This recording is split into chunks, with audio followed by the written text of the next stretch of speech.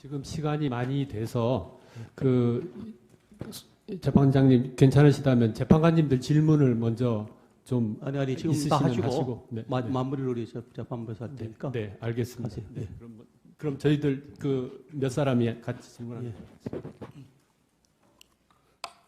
증인? 네. 그 아까 그 피청구인 대리님께서 그 혹시 그 사무실에 있는 직원들이 데스크탑을 이용해서 정우성이 증인에게 보낸 이메일을 봤을 가능성도 있지 않느냐라고 물어보니까 증인이 뭐 그럴 가능성도 있다라고 이야기를 했는데 실제 그런 가능성이 있어요? 가능성이 있습니다. 아니 보통 이메일을 통해서 그 문서들을 공유를 하는데 그 이메일을 보려면 비밀번호나 아이디를 알아야 될 거 아닙니까? 그러면 다른 직원들한테 그 이메일이나 아이디를 알려준 거예요? 아니 비밀번호나 아이디를 알려준 거예요? 아니 그거를 뭐 켜놓은 상태일 수도 있고 뭐 그런 가능성이 있다는 거지 그 방법까지는 전 모르겠습니다. 아니 그러면 그건 물어볼게요. 그럼 직원들한테 비밀번호나 아이디 알려준 사실 있어요, 없어요?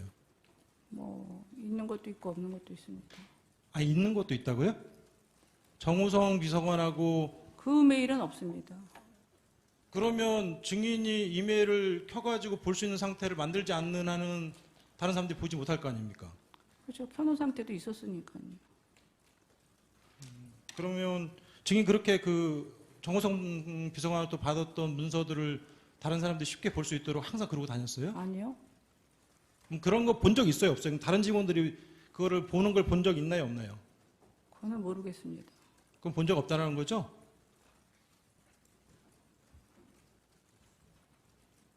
그거는 모르겠다고 얘기하지 않았습니다. 그래, 알겠습니다. 증인은 뭐 고영태, 뭐 유상영, 그다음에 뭐 박헌영, 노승일 이런 사람들이 기획해서 증인을 모함하고 있는 것으로 보인다라는 취지로 지금 주장하고 있는 거죠. 증인 그렇죠? 네. 거기에 정현식 씨도 포함돼요? 아까 그 피청구인 대리인 측에서 정현식 씨도 포함되는 것처럼 물어보는 것에 대해서 답을 해서 아니 저는 포함된다고 얘기는 하지도 않고 그분이 왜 그렇게 갑자기 저한테 그렇게 얘기하는지 모르겠다고 얘기한 것 같습니다. 그러니까 뭐 고영태 씨와 고영태 씨하고 원래 친분이 있던 사람들 외에 정현식 씨는 그 같은 부류의 사람으로 보기는 어려운 거죠? 그거는 잘 모르겠습니다. 지금 저는 누가 어떤 사람인지 판단이 전혀 안 씁니다. 자, 고영태나 이런 사람들이 분명히 대통령인 피청구인과 친한 것으로 알고 있는 증인을 상대로 해서 협박을 했다라는 건데 그 사실 참 믿기가 쉽지 않아요. 대통령이시면 우리나라 최고의 권력자시고 수사기관을 충분히 동원을 할 수 있는 막강한 권력을 가지고 계신 분인데 그런 분하고 가까운 증인을 협박했다? 자, 쉽게 이해가 안 되는데 그거 어떻게 생각하세요? 쉽게 이해가 안 가도 사실입니다. 그래요? 네. 알겠습니다. 그 2014년 내지 2015년경에 고영태 씨가 최순실 게이트 운운하면서 증인에게 도와달라고 했다라는 거죠? 그렇습니다. 그러면 증인에게 그 도와달라고 하면서 사업도 좀 도와달라 하고 좀 돈도 좀 빌려달라 하고 뭐 이런 식의 부탁을 했었나요? 그랬습니다.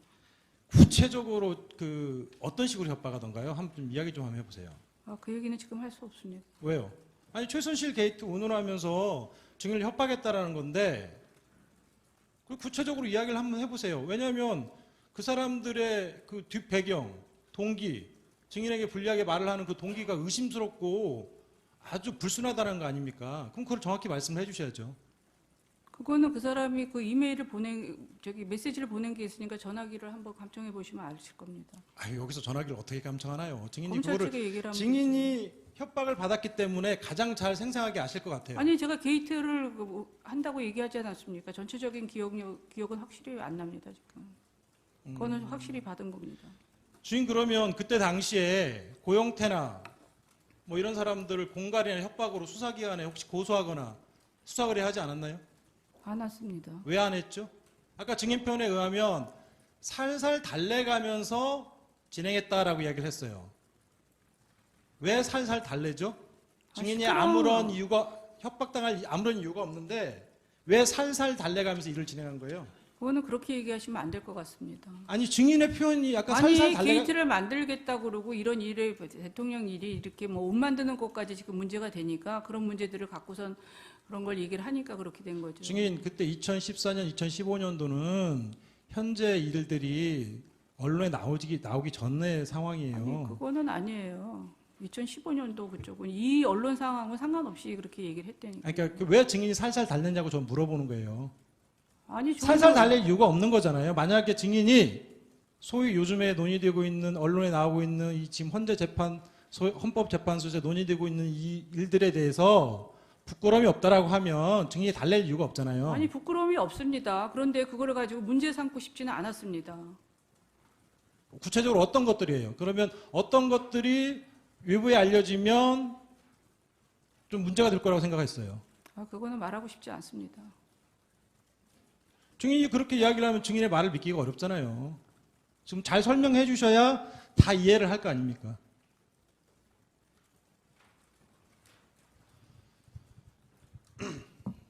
아까 제가 설명을 드렸습니다. 저쪽에. 증인 혹시 피청구인한테 뭐 기출 아줌마나 주사 아주머니 소개시켜 준 적 있으세요? 없습니다. 없어요?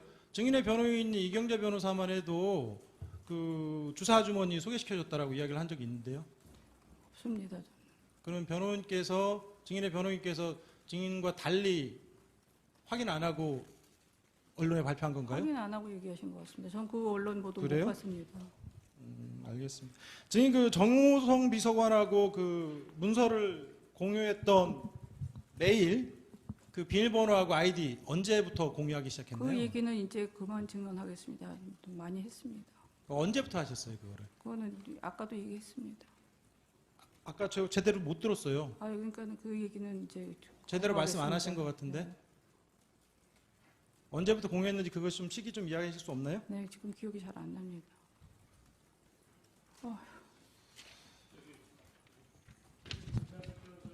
질문하신 거에 관련돼서 한 가지만 좀 물어보겠습니다. 증인, 네. 그 노승일 부장이 그 청문회 때 얘기를 한 게 있는데 그때 무슨 얘기를 했냐면은 노승일 자기가 그 증인의 컴퓨터에 들어가지고 파일을 하나를 다운받은 게 있대요. 그리고 증인이 노승일의 컴퓨터를 잠깐 쓴 일이 있었는데 그때 증인이 노승일의 컴퓨터에다가 그 파일을 하나 넣어서 그것도 하나 다운받았다. 그래서 여기서 하나 여기서 하나 두 개 파일을 받아서 갖고 있다 이렇게 얘기한 적이 있거든요. 노승일이가 그렇게 증인의 컴퓨터에 가서 다운을 받은 일, 그리고 증인이 노승일의 컴퓨터에 들어가서 작업을 하면서 거기다 파일을 하나 남긴 일이 있었습니까? 그거는 모르겠습니다. 저는 노승일 씨 컴퓨터를 쓴 기억은 별로 없는 것 같아요. 노승일이 거기에 대해서 자기가 처벌까지 받겠다 이렇게 각오를 했는데 증인은 그런 얘기 들어본 적 없습니까? 네. 그리고 지금 그 협박을 그거는 잘 모르겠습니다. 저희들 좀 묻고 나서 좀 말씀해 좀 하셨으면 좋겠는데 순서가 있으니까요. 아니 증인 우리 문 변호사님 말씀하신 거에 대해서 내가 지금 다시 정 변호사님, 지금 논점에서 벗어나는 지금 질문을 하고 계시는데 지금 아니. 한참 신문하다가 지금 중단을 시켜놓고 하고 계시거든요. 파일을 안 그러니까 받았다고 이제 얘기를 아니, 됐어요. 그런 충분히 지금 논의가 됐으니까 계속 빨리 마무리를 하세요. 네, 알겠습니다. 자, 증인 그 미르재단과 관련해서 아까 증언하실 때 이성환하고 차은택 씨가 문제가 있었다라는 식으로 이야기를 하셨는데 그 실제 뭐 어떤 문제가 있었나요? 그거는 나중에 다 밝혀질 것입니다. 이것도 하나의 이거를 헌법재판소에서 밝히는 과정이에요. 네, 너무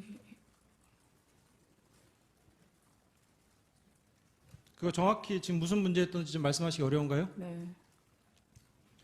지금 그 문제를 대통령께 보고는 안 드렸는데 대통령께서 이미 알고 있었던 것으로 생각한다라고 이야기를 하셨거든요.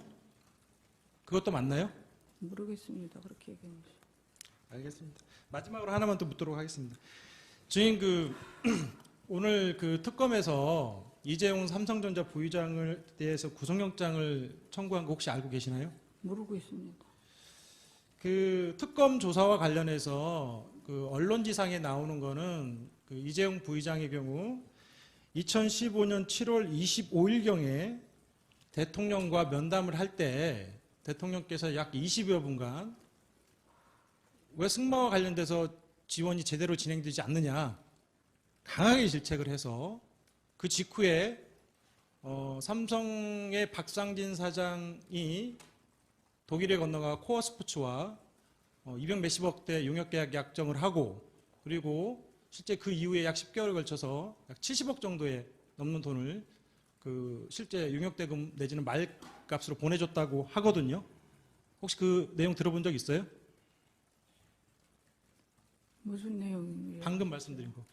내용 들어본 적 없습니다. 그리고 270억이라는 거는 그 가상 금액이지 그 사람들이 집행할 저 의지도 없다고 아까 말씀드렸지 아니요. 않습니까? 그러니까 뭐 이렇게 계약서 내용을 말씀드리는 거예요. 그리고 근데 그러면서 자기들은 대통령이 강하게 압박해가지고 어쩔 수 없이 한 자기들 이거 삼성 측의 주장입니다. 강하게 압박해가지고 어쩔 수 없이 한 공갈의 피해자다. 뭐 이런 취지로 주장하거든요. 그거에 대해서 어떻게 생각하세요? 그거는 모르겠습니다. 그 사람들의 주장이니까. 그러면 피해자 아니면은 사전에 그 대통령하고 피청구인하고 삼성 측하고 어느 정도 논의가 돼가지고 진행이 됐다는 건가요? 그렇게 물어보시는 건 아닌 것 같습니다. 아니 그거에 대해서 대답을 하시면 돼요. 제 질문 취지에 대해서 또 뭐라고 하지 마시고 대답하시면 돼요. 질문 취지를 잘 모르겠습니다. 무슨 얘기인지. 아니 그 삼성 측에서는 마치 공갈의 피해자처럼 이야기를 해요. 근데 그분들이 얘기한 걸 제가 뭐라고 얘기를 할 수가 있습니까? 잘 모른다? 네. 예, 알겠습니다. 이상입니다.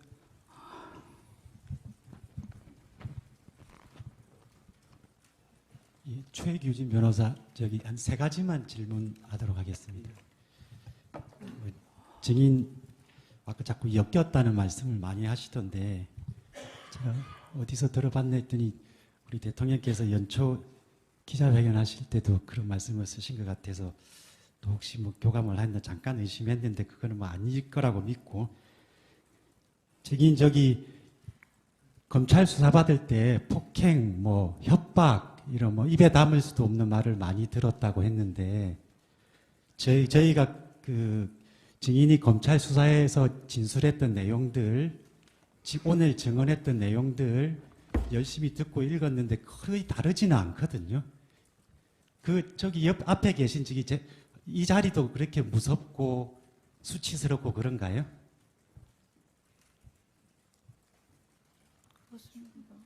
대답 안 하셔도 상관없습니다. 예. 그 다음에 의상실, 신사동에 있는 의상실에 대해서 하나 여쭤보겠습니다. 그 신사동 의상실은 증인이 운영한 게 아니라고 그러셨나요? 더 이상 답변을 안 하겠습니다. 고영태 씨가 운영을 했다고 진술하셨나요? 그건 어느 의사실인지 잘 모르겠습니다. 진술 거부한다고 제가 받아들이고 하나만 더 자꾸 확인하지 마시죠. 예, 하나만 새로운 걸 물어보시죠. 예. 그 증인은 그 KD 코퍼레이션과 관련해서 KD 코퍼레이션 회사를 그 피청구인에게 소개할 때 이 회사가 괜찮은 회사다라고 생각했고 그 이유 중에 하나가 기아 자동차에도 납품하고 있는 걸로 알기 때문에 괜찮은 회사라고 생각을 하셨다고 하셨죠. 그건 아까 답변을 다 했습니다. 예. 그래서 제가 이제 질문을 드리는데 증인이 말씀하셨던 게 피청구인에게 대기업들이 자기들과 관련이 있는 회사만 납품을 하도록 하고 있고 기술력이 매우 좋은 기업이 기술력이 사장될 것 같아 안타까워서 소개했다고 하는데 기아 자동차가 대기업이 아닌가요? 아까 그건 대답을 다 한 걸로 알고 있습니다.